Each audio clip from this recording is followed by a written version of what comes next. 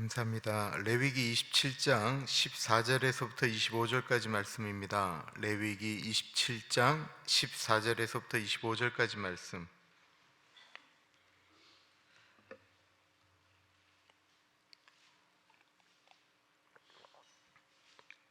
우리 하나님의 말씀 교독하겠습니다. 만일 어떤 사람이 자기 집을 성별하여 여호와께 드리려 하면 제사장이 그 우열간의 값을 정할지니 그 값은 제사장이 정한 대로 될 것이며, 만일 그 사람이 자기 집을 물으려면 내가 값을 정한 돈의 그 5분의 1을 더할지니 그리하면 자익이 소유가 되리라. 만일 어떤 사람이 자기 기업된 밭 얼마를 성별하여 여호와께 드리려 하면 마지기 수대로 내가 값을 정하되 보리 한 호멜지기에는 은 50세겔로 계산할지며, 만일 그가 그 밭을 희년부터 성별하여 드렸으면 그 값을 내가 정한 대로 할 것이요, 만일 그 밭을 희년 후에 성별하여 드렸으면 제사장이 다음 희년까지 남은 년수를 따라 그 값을 계산하고 정한 값에서 그 값에 상당하게 감할 것이며, 만일 밭을 성별하여 드린 자가 그것을 물으려면 내가 값을 정한 돈의 그 5분의 1을 더할지니 그리하면 그것이 자기 소유가 될 것이요, 만일 그가 그 밭을 무르지 아니하려거나 타인에게 팔았으면 다시는 무르지 못하고 희년이 되어서 그 밭이 돌아오게 될 때에는 여호와께 바친 성물이 되어 영영이 드린 땅과 같이 제사장의 기업이 될 것이며, 만일 사람에게 샀고 자기 기업이 아닌 밭을 여호와께 성별하여 드렸으면 너는 값을 정하고 제사장을 그를 위하여 희년까지 계산하고 그는 내가 값을 정한 돈을 그날에 여호와께 드려 성물로 삼을지며, 그가 판 밭은 희년에 그 판 사람 곧 그 땅의 원주인에게로 되돌아갈지니라. 또 내가 정한 모든 값을 성소의 세겔로 하되 20게라를 안세겔로 할지니라. 아멘. 누군가에게 큰 사랑을 받았습니다. 그러면 어떻게 하시겠습니까? 이 은혜 절대로 잊지 않겠습니다 라고 말하지 않을까요? 또 그 은혜를 이렇게 감사함으로 표현하기 위해서 선물이나 편지나 사랑을 표현하지 않을까요? 그러나 많은 분들이 절대로 그 은혜 잊지 않겠습니다 라고 말을 하고는 지키지 않을 때가 훨씬 더 우리 사람들 사이에는 많이 있습니다. 하나님께 은혜를 받았다고 할 때는 그러면 우리가 어떻게 할까요? 레위기 27장은 하나님께 받은 은혜를 생각하며 이렇게 하겠노라고 고백한 서원에 관한 내용입니다. 하나님께 혹시 서원하신 적 있으십니까? 어느 때 서원하지요? 급할 때 서원합니다. 제일 많지요. 하나님, 이 일만 처리해 주시면 제가 이렇게 하겠습니다. 보통 조건적 서원입니다. 또 언제 하지요? 큰 은혜 받았을 때에 서원을 합니다. 레위기 27장은 은혜 받았을 때 하나님께 약속한 것에 대한 말씀입니다. 성경적 서원은 함부로 하지 말라고 분명히 말씀하고 있습니다. 그런데 은혜를 너무 많이 받으면 어떤 방법으로든지 그 마음을 하나님께 드리고 싶은 거예요. 전달하고 싶은 거예요. 그래도 한번 서원할 때는 더 생각해 보아야 합니다. 왜냐하면 사람에게 말한 것은 안 지켜도 뭐 그럴 수 있다 하지만 하나님께 서원한 것은 어떤 방식으로든지 갚아야 되기 때문에 그렇습니다. 그럼 먼저 서원에 대한 하나님의 말씀, 여러 개가 있지만 전도서 5장에 있는 말씀입니다. 우리 한번 같이 읽어볼까요? 시작. 내가 하나님께 서원하였거든 갚기를 더디게 하지 말라. 하나님은 우매한 자들을 기뻐하지 아니하시나니 서원한 것을 갚으라. 서원하고 갚지 아니하는 것보다 서원하지 아니하는 것이 더 나으니 내 입으로 내 육체가 범죄하게 하지 말라. 사자 앞에서 내가 서원한 것이 실수라고 말하지 말라. 어찌 하나님께서 내 목소리로 말미암아 진노하사 내 손으로 한 것을 멸하시게 하랴. 서원을 했으면 갚으라고 하십니다. 그러면서 말씀하시기를 서원하고 갚지 않는 것보다는 차라리 서원하지 않는 것이 더 낫다라고 말씀하고 있는 것은, 그러니까 서원을 하기 전에 꼭 다시 한번 생각해 보라는 것입니다. 제가 여러 번 말씀드렸습니다. 은혜 받고 제가 차에다가 아이들을 싣고 제가 중등부 교사할 때 온누리교회 사는 경배와 찬양에 우리 아이들 은혜 받게 하려고 제가 매주 목요일마다 장안동에서 서빙고까지 다녔습니다. 그럼 집회하는 도중에 앞에 있는 분이 경험이 없으신 수도 있는 것 같아요. 이 자리에서 선교사로 목사로 헌신할 분은 일어나라고 하면 애들이 막 찬양하고 기도하다가 마치 하나님이 부르신 것처럼 느껴지면 일어나려고 그래요. 그럼 제가 못 일어나게 했어요. 오늘은 일어나지 말아라. 또 생각해 본 다음에 결정해라. 물론 일어나도 하나님은 그 마음을 거절하실 수 있지만, 혹이나 이 아이가 자라나서 자기가 목사가 안 되고 선교사가 안 됐을 때 그 옛날에 경배와 찬양 가운데 그 서원하였던 것이 그 마음에 짐으로 남을까 봐 그때는 제가 이렇게 못 일어나게 했어요.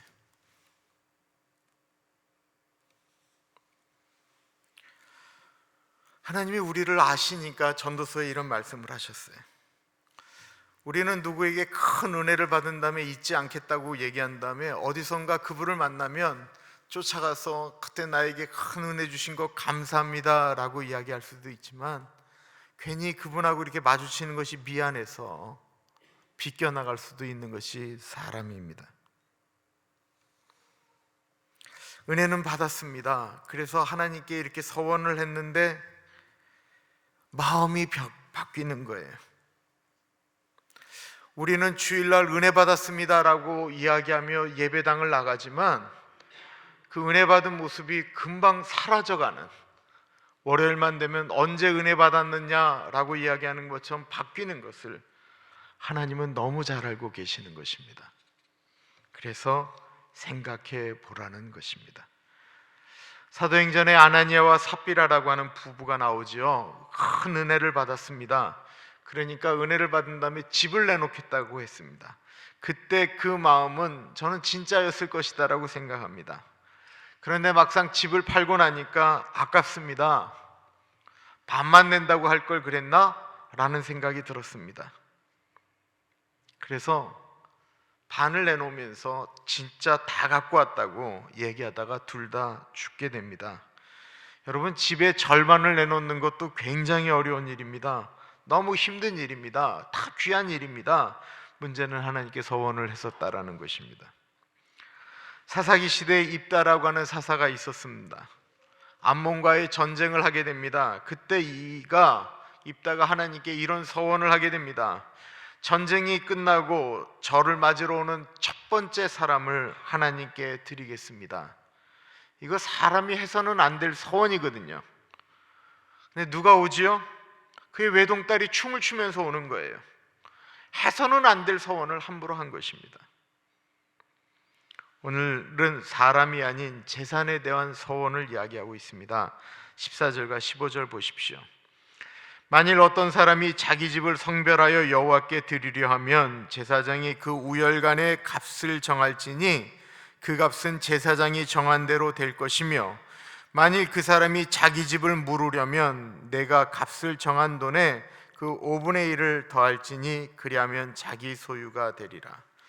어떤 분이 집을 내겠다라고 했습니다. 여기서 그럼 문제가 나갑니다. 이분이 집이 2개였을까요? 아니면 여러 개였을까요? 이 집이 레위기에 나오는 이 집을 내놓겠다라고 하는 이분이 집이 몇 개였을까요? 3개 다 두 개다, 한 개다, 말할 것도 없이 한 개였습니다. 아직 부동산 투기가 이루어지지 않았기 때문에 그것을 내놓겠다라는 것입니다.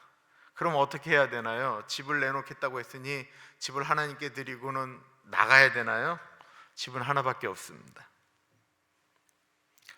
그게 아니고요, 그 집에 해당하는 돈을 하나님께 이렇게 내는 것이었습니다. 그럼 그 집이 얼마 정도 되느냐를 감정하러 누가 가야 되죠? 제사장이 갔다라는 것입니다. 제사장이 그 집을 보고 그 형편을 보고 동네를 보고 값을 상정했다라는 것입니다. 그러면 그 집을 내겠다라고 하는 분이 그 돈을 교회에다 내고 그 집에서 이제 계속해서 사는 것입니다. 그 집에서 살지만 그 집은 하나님께 드린 집입니다. 그런데 하나님께 그렇게 드렸는데 이분이 정말로 삶이 어려워졌어요. 그래서 이 집을 정말로 누군가에게 이제 팔아야 될 것 같아요. 근데 이 집은 하나님께 드린 집이에요. 그럼 어떻게 해야 되지요? 집의 가치가 10만 불이었다고 한다면 10만 불의 5분의 1인 2만 불을 더 하나님께 내고 팔아야만 했다라는 것입니다. 여기서 그럼 우리는 이런 생각이 들어올 수 있습니다. 서원하여 바친 그 헌금, 어떤 목적으로 사용되었을까요? 그 옛날에 11조는 제사장이나 레위인이 썼으니까 이게 웬 횡재냐라고 하면서 제사장이나 레위인이 썼을까요? 당시 제사장은 백성들이 내는 11조를 가지고 사용했습니다. 여러분, 여기서 이제 계산할 게 있어요. 이스라엘 사람들이 12지파예요, 그죠? 12지파의 11지파가 한 지파당 만약에 1000불씩 번다라고 하면 그것의 10분의 1이면 100불이잖아요. 그러면 이렇게 1100불이 들어오는 거예요. 그러니까 보통 계산을 어떻게 하냐면 11가정이 11조를 내면 한 목회자가 목회를 할 수가 있어요. 이게 성경적인 근거로는 그래요. 보통 우리가 머릿속으로 그럼 일반적으로 얼마 때 이렇게 11조를 내면 그래도 교회가 돌아갈 수 있겠구나 라고 하는 것이 그 기본적인 단위예요. 그러니까 레위인들은 11조로 먹고 살 수 있도록 하고 그 이상 것들은 잘 가지 않았어요. 그러면 이렇게 큰 돈, 집을 내겠다라고 해서 집이 들어온다든지 이 다음에 나오는 이제 밭을 바친다든지 하면은 그 헌금은 어떤 용도로 썼을까라고 하는 것입니다. 그런 돈은 사회의 공공적인 일들을 위하여 사용되어졌습니다. 어려운 분들을 위하여 사용되어지고 성전 관리를 위해 사용되어지고 어쨌든 공공적인 그 공동체가 돌아가는 것을 위하여 사용되어졌습니다. 왜 그랬을까요? 당시 이스라엘이라고 하는 이 공동체는 왕이나 어떤 권력을 쥔 사람이 이 공동체를 끌고 가는 것이 아닌 성전을 중심으로 해서 그 사회가 돌아가는 시스템이었다라는 것입니다. 세금을 걷었던 것이 아니고 레위인들을 각 지파에 쫙 퍼뜨려서 그 성전을 중심으로 그 공동체가 돌아갈 수 있도록 움직였기 때문에 그렇습니다. 하나님께 드린 집의 가격을 제사장이 정했다라고 했습니다. 만약에 그 가격을 매긴 것이 제사장 것이 된다고 했다고 하면 어떤 일이 벌어졌을까요? 집 밸류는 원래 한 10만 불인데 제사장이 20만 불이라고 매기면 이 집을 바치겠다고 하는 분이 10만 불이 아닌 20만 불을 내야 되는 거예요. 그럼 어떻게 되겠습니까? 제사장은 불의한 것 때문에 하나님께 심판을 받고 하나님께 은혜 받아서 기쁨으로 드리겠다라고 한 분은 그 돈 내려기 얼마나 힘든 일을 겪어야만 했겠습니까? 제사장이라고 하는 것, 오늘날 우리 교회에서 헌금을 운영하는 당회라든지 이런 분들은 그 헌금을 드린 분들의 마음을 알기 때문에 이 제사장은 그 집의 가치를 객관적으로 매겨야 될 의무가 있었습니다. 그리고 그렇게 드린 것을 사용하는 것이기 때문에 이 당시 제사장들이 사용되어지는 그 재정은 민감할 수밖에 없었다라는 것입니다. 다음은 농사짓는 토지를 낸 것에 대해서 말씀하고 있습니다. 이게 좀 이해가 필요합니다. 16절부터 볼게요. 만일 어떤 사람이 자기 기업된 밭 얼마를 성별하여 여호와께 드리려 하면 마지기 수대로 내가 값을 정하되 보리 한 호멜 지기에는 은 50세겔로 계산할지며 만일 그가 그 밭을 희년부터 성별하여 드렸으면 그 값을 내가 정한 대로 할 것이요. 은 한 세겔은 한 노동자의 한 달치 월급에 해당한다라고 합니다. 그러니까 어떤 사람이 이제 하나님께 자기가 농사를 짓는 밭에 어떤 일정 부분을 하나님께 드린다라고 얘기했을 때 그 단위를 기준으로 어떻게 했냐면 보리 한 호멜이 230리터라고 그래요. 그러니까 230리터의 보리 씨를 막 뿌릴 수 있는 정도가 한 호멜, 그게 기준이었어요. 그럼 어떤 사람이 한 호멜을 드릴 수 있는 그 밭을 하나님께 드렸으면 이것이 은 50세겔이에요. 근데 어떤 분은 이거를 2호멜이 가는 것을 드렸어요. 그러면 그거는 은 100세겔이에요. 이 50으로 나눈 이유가 있어요. 계속 레위기에 말씀드렸지만 이 땅에 대한 개념이 이스라엘은 하나님의 것이거든요. 그러니까 땅을 팔았어도 50년이 되면 다시 원주인에게 돌아가야 되는 거예요. 그러니까 오늘 본문을 이제 이해하시면 돼요. 어떤 사람이 희년 되는 해 하나님께 큰 은혜를 받았어요. 그래서 내가 하나님께 보리 한 호멜 정도 되는 땅을 드리겠습니다 라고 하면 이 사람은 매년 은 한 세겔에 해당하는 것을 매년 하나님께 헌금으로 드리면 돼요. 그럼 50년이잖아요. 그죠? 그런데 이분이 희년 때 은혜를 받은 것이 아니고 희년이 한 30년 지난 다음에 은혜를 받았어요. 그러면 50 중에 30을 빼서 이 사람은 20년 동안 한 세겔씩 20년만 내면 된다라는 것입니다. 그러면 이분이 49년째 은혜를 받았어요. 그럼 얼마만 내면 돼요? 한 세겔만 내면 되는 것입니다. 근데 어떤 분은 그냥 땅이 별로 없어서 본인은 그냥 한 호멜이 아닌 반 호멜만 냈어요. 그러면 이분은 반 세겔만 내면 되는 거예요. 기준을 그렇게 했다라는 거예요. 얼만큼을 내야 된다가 아니고 어떤 분은 요만큼 내고 어떤 분은 많이 내는데 이것에 대한 기준을 단위를 얘기할 때 보리 한 호멜을 가지고 이야기했다라는 것입니다.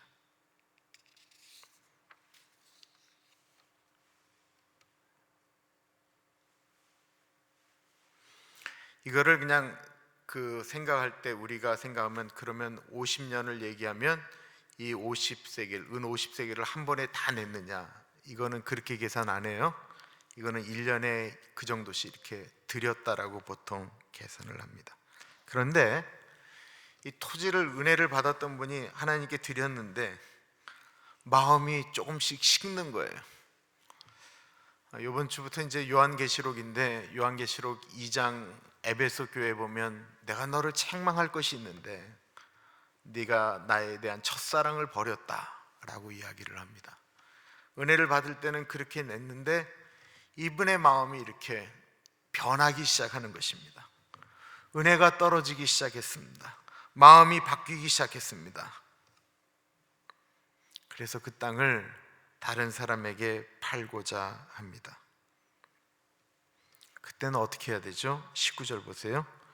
만일 밭을 성별하여 드린 자가 그것을 물으려면 내가 값을 정한 돈에 그 5분의 1을 더할지니 그리하면 그것이 자기 소유가 될 것이요. 마음이 바뀌어도 팔 수가 없습니다. 그것을 팔려면 계산했던 것, 아까 50세겔이면 50세겔의 그 5분의 1이면 얼마죠?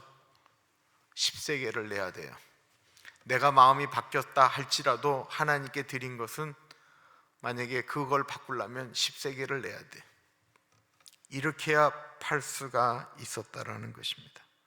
왜 이렇게까지 하나님이 말씀하실까요? 하나님과의 약속이기 때문에 그렇습니다. 그러니까 하나님이 말씀하시는 게 함부로 하지 말라라는 거예요. 그러나 만약에 하나님께 약속을 했다고 하면 지키라는 거예요. 어떠한 방법으로든지. 이거 우리가 오늘은 이게 재산적인 것으로 얘기했지만 내가 하나님께 어떤 것들을 약속을 했는데 내가 그걸 할 능력이 없어요. 어저께 본문 보면 그런 얘기 하잖아요. 가난한 사람들이 이게 성전세로 얼마씩 계산해서 내지만 그 사람이 20부터 60까지 뭐 이렇게 계산해야 되지만 그 사람이 가난하면 다른 방법으로도 이렇게 하게 하셨어요. 우리가 하나님께 서원했다라고 하는 것에 대해서 이렇게 민감한데 우리가 너무 쉽게 하나님께 입을 벌린다라는 것입니다. 그런데 어떤 사람이 하나님께 드려서 매년 그 한 세겔씩 드려야 될 정도로 그 땅을 바쳤는데 이 사람 마음이 바뀌었어요. 바뀌면 어떤 행동을 하게 될까요? 한 세겔씩 보내드려야 되는데 매년 보내야 되는데 이거를 몇 달 늦게 보낸다든지 더 조금 보낸다든지 이렇게 하면서 슬슬 빠지는 거예요.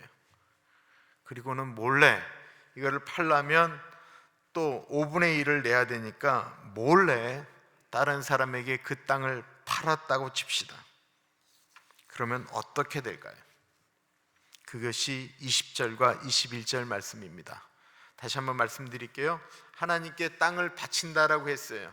그리고 1년에 한 번씩 거기서 나오는 소산을 이제 제사장에게 주면 되는데 이 땅을 다른 사람에게 팔라고 그래요. 그 땅이 제사장에 들어간 땅인지 하나님께 드린 땅인지 사실 사는 사람은 모르잖아요. 그때는 어떻게 되느냐라는 거예요. 20절 21절 보세요. 만일 그가 그 땅을 무르지 아니하려거나, 그 땅을 무르는 건 5분의 1을 하나님께 드리는 것을 얘기하는 거예요. 타인에게 팔았으면 다시는 무르지 못하고 희년이 되어서 그 밭이 돌아오게 될 때에는 여호와께 바친 성물이 되어 영영이 드린 땅과 같이 제사장의 기업이 될 것이며, 그렇게 몰래 다른 사람에게 판 땅은 희년이 돼도 돌아올 수 없다라는 거예요. 도리어 그 땅은 누구에게 가냐면 제사장의 영원한 기업이 된다라는 것입니다. 왜 이렇게까지 하십니까? 무엇 때문일까요? 하나님에게 한 것이기 때문에 그렇습니다. 그런데 다른 이야기가 하나 나옵니다. 22절부터 25절입니다. 만일 사람에게 샀고 자기 기업이 아닌 밭을 여호와께 성별하여 드렸으면 너희 값을 정하고 제사장은 그를 위하여 희년까지 계산하고 그는 내가 값을 정한 돈을 그날에 여호와께 드려 성물로 삼을지며 그가 판 밭은 희년에 그 판 사람 곧 그 땅의 원주인에게로 되돌아갈지니라. 또 내가 정한 모든 값은 성소의 세겔로 하되 20게라를 한 세겔로 할지니라. 이게 무슨 말이냐면 예를 들어 볼게요. 그 김예석이 돈을 많이 벌었어요. 돈을 주체할 수 없을 만큼 돈을 벌었어요.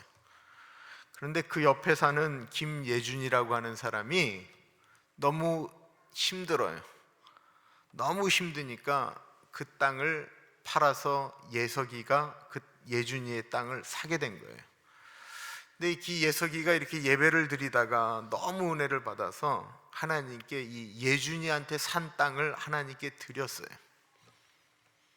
그러면 이 예준이의 땅의 가격은 남의 땅을 살 정도로 부자이기 때문에 이 땅 가격은 매년 낸 것이 아니고 그 계산을 해서, 만약에 희년으로부터 이 예준이라고 하는 사람이 희년으로부터 한 20년 후에 땅을 팔았으면 30년 후에 다시 찾을 거 아니에요? 그러면 30년치에 해당하는 은 30세겔이겠죠. 더 크면 뭐 60세겔. 그거는 이 예석이가 남의 땅을 살 정도로 부유한 사람이라고 생각해서 그는 일시불로 받았다라는 거예요. 하나님께 일시불로 하나님께 드려야만 했다라고 하는 것입니다. 그리고 희년이 되었습니다. 하나님께 드린 땅이었지만 희년이 되었을 때 예석이가 그 땅을 갖는 것이 아니고 그 땅은 예준이한테 도로 돌려주게 했다라고 하는 것입니다.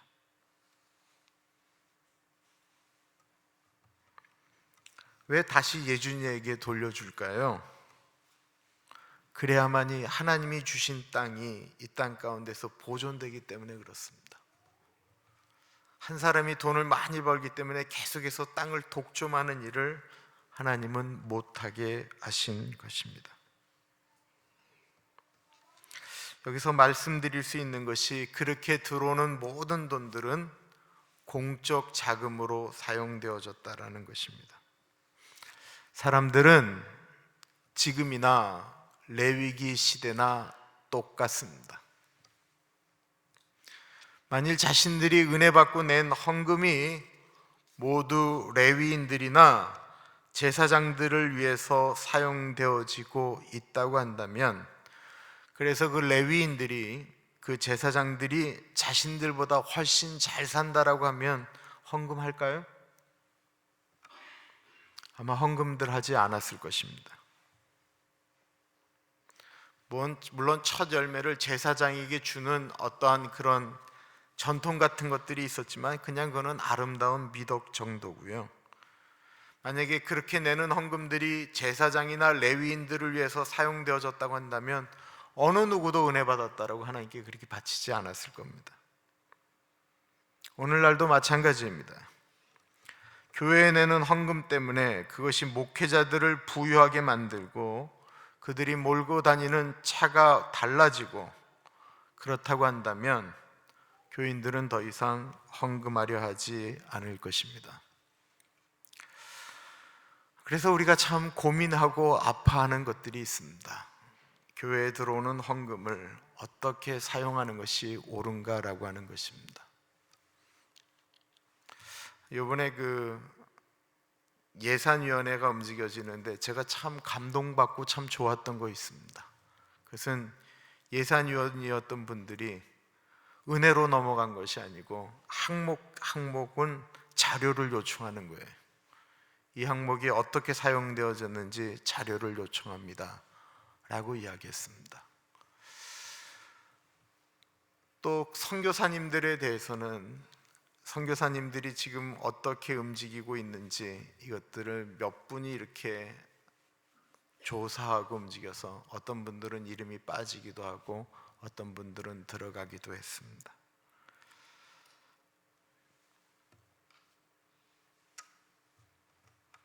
저는 그래야 된다라고 생각합니다. 절대로 교인들이 내는 헌금에 대한 것이 아무도 모르게 은혜로 넘어가야 된다라고 이야기하는 건 그것이 나중에 터지는 순간 교회의 은혜라고 하는 것은 없습니다. 교회에 여러분 헌금 갖고 은혜는 없습니다. 돈이라고 하는 것에 대해서 은혜를 자꾸만 얘기하는 건 전 잘못된 것이다라고 생각합니다.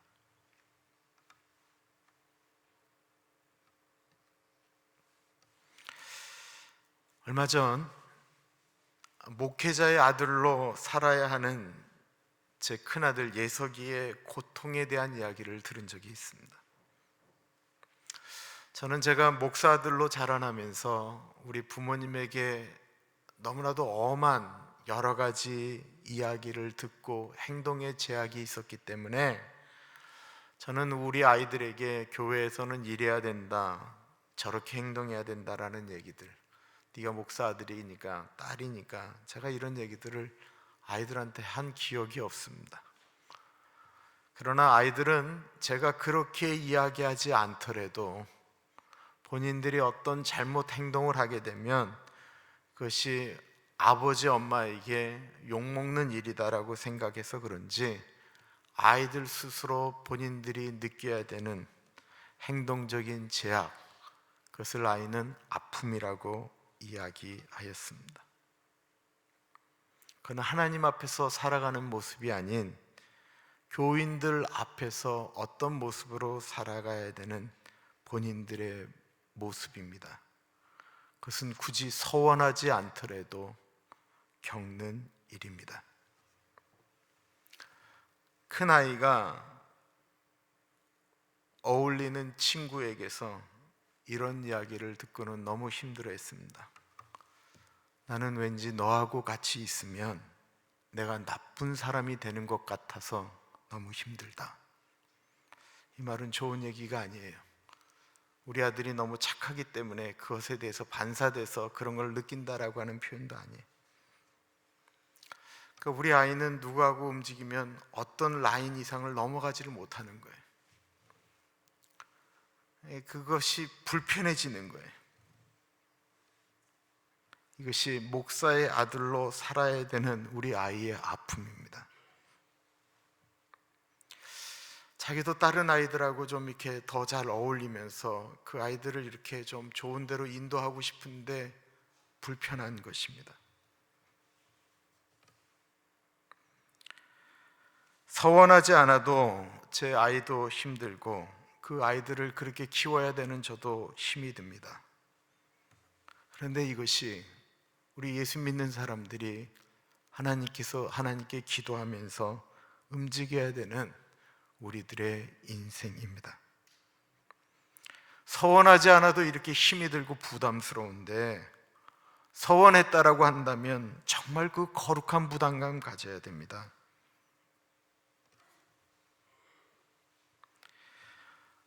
하나님께 서원한 것이 있으십니까? 저는 우리 부모님이 저를 하나님께 드렸다라고 하는 그 서원, 그는 저의 10대, 20대에 말할 수 없는 굴레였습니다. 너는 하나님께 바쳐진 사람이다. 너는 목사가 되어야 된다. 우리가 하나님께 그렇게 네가 태어난 8일째 그렇게 곱 드렸다.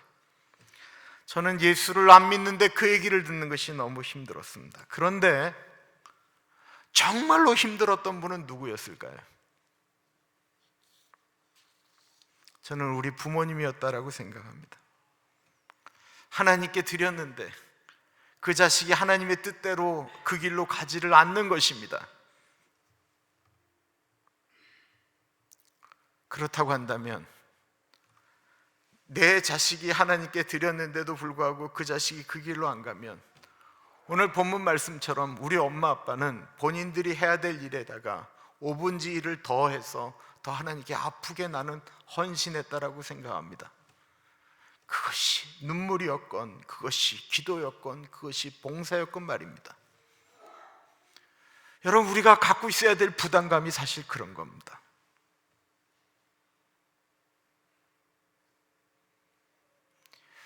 야, 하나님께 드린다라고 이야기했던 것들은 이렇게 거룩한 것이구나. 그것이 안 된다고 하면 이렇게까지 아파야 되는 것이구나.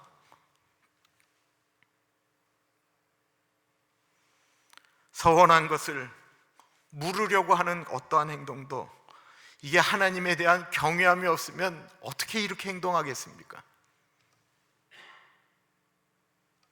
하나님이기 때문에 하나님, 내가 그때 그 감정적으로 내가 이렇게 하나님께 서원한 것이 있는데 하나님 그거 취소하겠습니다.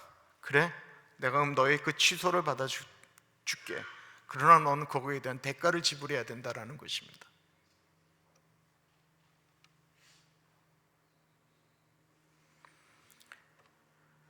(5분의 1을) 더 내라고 하신 이유는 피조물인 우리 인간이 하나님 앞에서 약속한 것을 내 마음이 바뀌었다라고 해서 함부로 바꾸는, 그렇게 할 수 없는 존재와 우리가 약속했다라고 하는 것을 말씀하고 계시는 것입니다.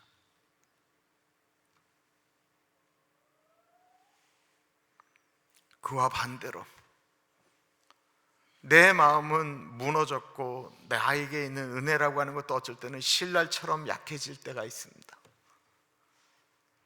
그러나 내가 하나님과 약속했던 그 하나님은 영존하시는 분이시기 때문에 내가 은혜를 떨어졌다 할지라도 내가 약속했던 그 하나님은, 내가 믿는 그 하나님은 살아계신 하나님이기 때문에 그 하나님에게 약속했던 것을 지키겠노라고 애쓰고 노력하는 것, 여러분, 그것처럼 복된 것 없습니다. 그런데 엄밀한 의미에서 내가 목사가 되고, 내가 장로가 되고, 내가 권사가 되고, 내가 안수 집사가 될 때 이 자리에서 혹은 어느 곳에서 되기 전에 여쭈어보는 어떠한 질문들, 그 고백들에 사람의 질문이 있습니까? 다 성부와 성자와 성령의 이름으로 질문한 거 아니에요. 그리고 우린 거기에 예라고 대답했잖아요.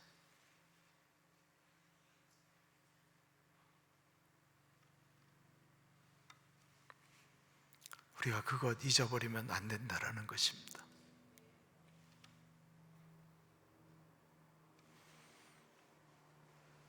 여러분, 서운해 보신 적 있으세요?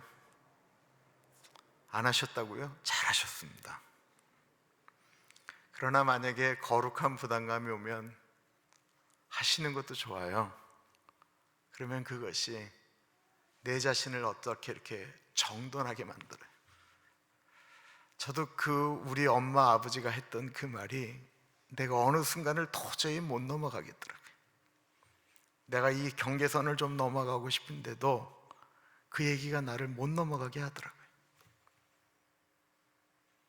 우리 아이가 어떤 것들을 넘어가고 싶어도 그 경계를 못 넘어가게 되더라고요.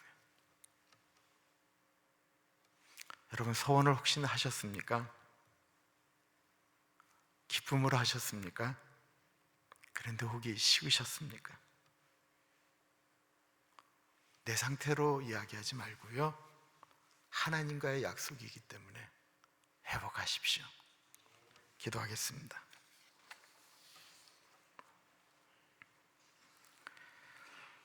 참으로 존귀하신 하나님 아버지,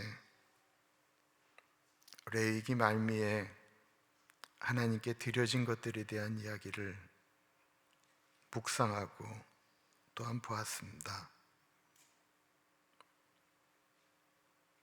하나님께 드린 것, 살아계신 하나님과의 약속,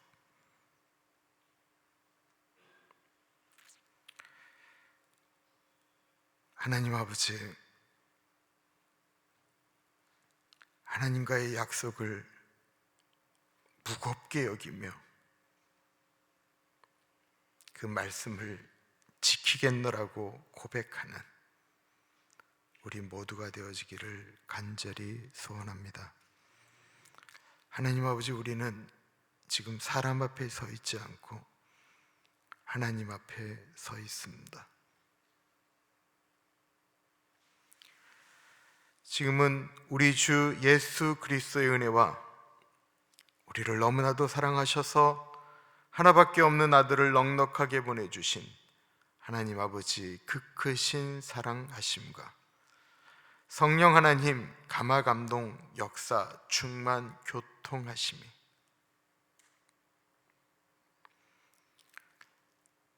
하나님과의 약속을 소중하게 여기며 그 약속대로 살아가겠습니다, 다시 한번 고백하며 다짐하는 사랑하는 주의 백성들 머리 위에 지금으로부터 영원토록 같이 하시길 간절히 축원하옵나이다. 아멘.